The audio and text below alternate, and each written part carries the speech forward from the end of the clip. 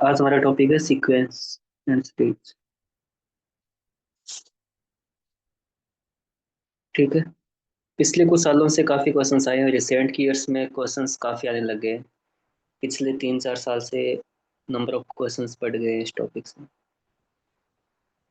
ठीक है। इसमें किसी भी पैटर्न में, जैसे ये 2013 में आया हुआ क्वेश्चन है, तो इन्होंने बॉक्स बना के लिखा है। अदरवाइज क्या होता है, नॉर्मली एक कुछ नंबर्स की एक सीक्वेंस देंगे, कुछ नंबर्स देंगे उसमें से, और सेम पैटर्न पे वो कौन सा आगे नंबर होगा वो पूछते हैं। तो बेसिकली जो गिवन डेटा होता है उसे हमें एक पैटर्न आइडेंटिफाई करना होता है कि वो किस पैटर्न पे रिपीट हो रहा है। उसी पैटर्न की बेसिस पे हम जो ब्लैंक स्पेस में हमसे पूछा जाता है वो हम बताते हैं। ठीक है। वो पैटर्न या तो सिंपल एडिशन से पता लगा लेते हैं, या फिर नंबर्स को मल्टीप्लाई करके देखते हैं, सब्ट्रैक्ट करके देखते हैं, डिवीजन से देखते हैं, नंबर का स्क्वायर हो सकता है, क्यूब हो सकता है। ठीक है। तो इन्हीं में से हम गिवन नंबर से एक पैटर्न आइडेंटिफाई करते हैं, तो उसी पैटर्न का यूज करके अननोन नंबर को आइडेंटिफाई करते हैं। ठीक है। अब मल्टीप्लिकेशन में कुछ भी हो सकता है। मान लो कहीं हाफ से मल्टीप्लाई किया होता है, कहीं वन से किया होता है, फिर अगले नंबर को 1/2 से, 1 × 1/2 से मल्टीप्लाई किया होता है, 2 से, यानी इस हिसाब से हम क्या है, एक पैटर्न आइडेंटिफाई करते हैं। सिमिलरली स्क्वायर होगा, तो वहाँ पे कोई गिवन नंबर होगा, वो या तो अपने अगले नंबर का स्क्वायर होगा या लास्ट नंबर का स्क्वायर होगा। इसके अलावा कई बार इवन और ऑड टर्म्स है, उनमें कोई एक पैटर्न फाइंड मिल जाता है हमें कि गिवन सीक्वेंस के, मान लो गिवन सीक्वेंस में ये इतने टर्म्स है, तो हर ऑड टर्म में एक अलग रिलेशनशिप है, हर इवन टर्म में एक यूनिक रिलेशनशिप है। उसी से हम अननोन जो नंबर हमसे पूछा जाता है उसको आइडेंटिफाई करते हैं। ठीक है। तो कौन सा पैटर्न कहाँ पे यूज होता है, कैसे होता है, वो हम क्वेश्चन बाय क्वेश्चन देखते हैं। सारे मैंने PYQs लिखे हुए हैं इसमें, मतलब स्क्रीनशॉट्स लेके PDF बनाई हुई है। तो इसी का यूज करके हम क्वेश्चन के बेसिस पे देखते जाएंगे कि किस क्वेश्चन में क्या आइडेंटिफाई होता है। नॉर्मली इन्हीं में से कोई एक आध चीज हमें मिल जाती है। हम बेसिक तो यहीं से स्टार्ट करते हैं, प्लस से। या फिर क्या होता है कि टर्म्स गिवन होती है,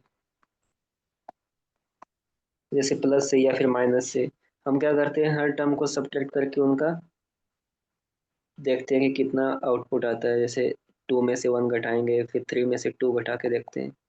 फिर इनमें कोई एक फिक्स पैटर्न बनता है कि वो किसी, या तो कांस्टेंट हो सकता है,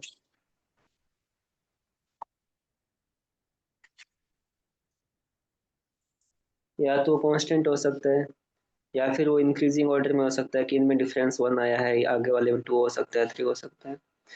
तो इनकी डिफरेंस से भी एक नई सीरीज बन सकती है, नई सीरीज या नई सीक्वेंस बन सकती है। फिर उससे हम नेक्स्ट नंबर आइडेंटिफाई करते हैं, फिर उसका यूज करके जो ओरिजिनल सीक्वेंस हमसे पूछी जाती है उसके अननोन टर्म को आइडेंटिफाई कर सकते हैं। ठीक है। तो सीधा हम क्वेश्चन से स्टार्ट करते हैं। ये 2013 में आया हुआ question. Examine the following three figures in which the numbers follow a specific pattern. यानी कि हर एक फिगर में जो नंबर्स गिवन है वो एक स्पेसिफिक पैटर्न फॉलो करते हैं, और टोटल 3 फिगर्स दिए हुए हैं। तो हमें जो given to full figure given है, ये फुल है, ये भी फुल है, इन दोनों से वो पैटर्न आइडेंटिफाई करना है। उसी का यूज करके हमें ये जो मिसिंग नंबर है उसको आइडेंटिफाई करना है। The missing number in the third figure is. तो पहले हमें यहाँ पे कैसे लिखा गया है, ये एक पैटर्न आइडेंटिफाई करना है, और वो कोई एक स्पेसिफिक पैटर्न है जो रिपीट हो रहा है। तो आप रफ गैस करिए, अंदाजा लगाइए। सिंपल सा एक एडिशन से जोड़ूंगा तो मैं कुछ ऐसा आएगा नहीं। स्मॉल नंबर को जोड़ के देखो, 12 और 14, ये बनेगा 26। उसका 84 से कोई डायरेक्ट लिंक नहीं है।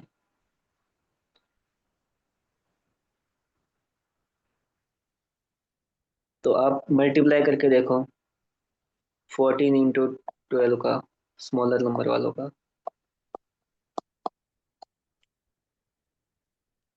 168 आएगा। अब इन दो नंबर को मैं मल्टीप्लाई करूंगा तो 168 आएगा। 168 और 84 में कोई लिंक है क्या? सॉरी, इनको मल्टीप्लाई करता हूँ तो 168 आता है। 168 और 84 का कोई, है ना, इसका हाफ है ये पूरा। इनको मल्टीप्लाई किया मैंने, 168 है, 160 का हाफ है 84। ठीक है, तो सेम यहाँ पे देखो, 18 और 9 को मैं मल्टीप्लाई करके देखता हूँ तो कितना आता है? 162। 162 81 162 का एग्जैक्टली हाफ है ना। 162 का हाफ 81 होगा। तो सिमिलरली वही पैटर्न यहाँ पे फॉलो होगा। इन दो को मल्टीप्लाई करूंगा, जो भी नंबर आएगा वो इसका डबल होगा, यानी कि ये इसका हाफ होगा। तो इसको 11 को x मान लो, जो भी है, x इंटू 11 करूंगा मैं तो वो 88 का डबल आएगा। तो 88 का डबल क्या होगा? 176। तो x की वैल्यू क्या हो सकती है? 176 डिवाइड बाई 11, 1 और 6, तो आंसर आएगा 60। यानी 16 और 11 को जो मैं मल्टीप्लाई करूंगा आंसर आएगा 176। 88 उसका हाफ होगा। तो हमें ऐसे पैटर्न आइडेंटिफाई करना है, और सिंपली हमें प्लस, मल्टीप्लाई, माइनस या स्क्वायर, डिवीजन, क्यूब, इन सब में से देखना होगा स्टार्टिंग में। कई बार इनमें से नहीं होता है, कोई यार कॉम्प्लिकेटेड नंबर आता है तो वहां से भी आइडेंटिफाई करेंगे। ठीक है, बट सिंपल बेसिक तो यहाँ से देखना पड़ेगा हमें। तो इस क्वेश्चन में किसी को डाउट? Yes sir. ठीक है, हर क्वेश्चन इस टाइप के टॉपिक में हर क्वेश्चन यूनिक होता है, बट कई बार पैटर्न सेम मिल जाता है। जैसे ये भी 2013 में आया हुआ क्वेश्चन है। अब इसमें देखो क्या क्या चीज दिख रही है आपको, कि जो भी ये एक मैट्रिक्स बनाई हुई है उसमें 3 3 70, बाकी एट एट स्पेसेस फिल है, एक अननोन है एक्स। इस नंबर एक्स की वैल्यू हमें बतानी है। तो कुछ एक चीज कॉमन क्या दिख रही है, कि बीच वाले कॉलम में जितने भी नंबर्स है वो सारे साइड वाले नंबर से काफी लार्ज है। इनका काफी ज्यादा डिफरेंस है। ये 321 है, 76 है, ये 370, 224, 730, यानी कि काफी ज्यादा है। तो अचानक से जो नंबर एकदम बढ़ते हैं वो या तो स्क्वायर करने से बढ़ते हैं या क्यूब करने से बढ़ते हैं। मैं सिंपल मल्टीप्लाई करूंगा दो स्मॉल नंबर को तो 7 3 को 21 ही आता है, 6 और 2 को करूंगा तो 12 आता है। तो जो अचानक से जो नंबर में इंक्रीमेंट होता है, यानी कि डिफरेंस देखो कितना ज्यादा है, 3 7। ये इस कॉलम के सारे नंबर स्मॉल है, इस कॉलम के भी स्मॉल है, बट ये कंपेरेटिवली काफी ज्यादा लार्ज नंबर है। तो सिंपल एडिशन से, सिंपल मल्टीप्लिकेशन से तो आएगा नहीं। या तो किसी नंबर का स्क्वायर हुआ होगा, या क्यूब हुआ होगा, या पावर 4 होगी, मतलब पावर में कुछ आया होगा। नॉर्मली क्यूब या सॉरी स्क्वायर या क्यूब तक आंसर मिल जाता है। तो आप गेस करो कि किसको स्क्वायर या क्यूब किया गया होगा।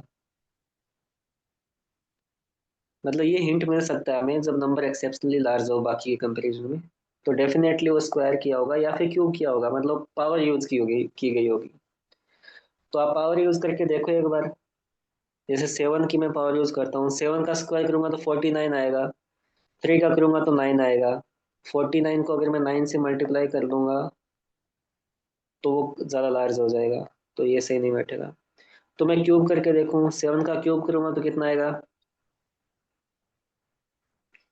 आपको 10 तक क्यूब तो याद होनी चाहिए, जो मैंने कल बताया था आपको। 7 का क्यूब क्या होगा? 343। और 3 का क्यूब क्या होगा? 27। अब 343 और 27 से तो मैं 370 निकाल सकता हूँ ना,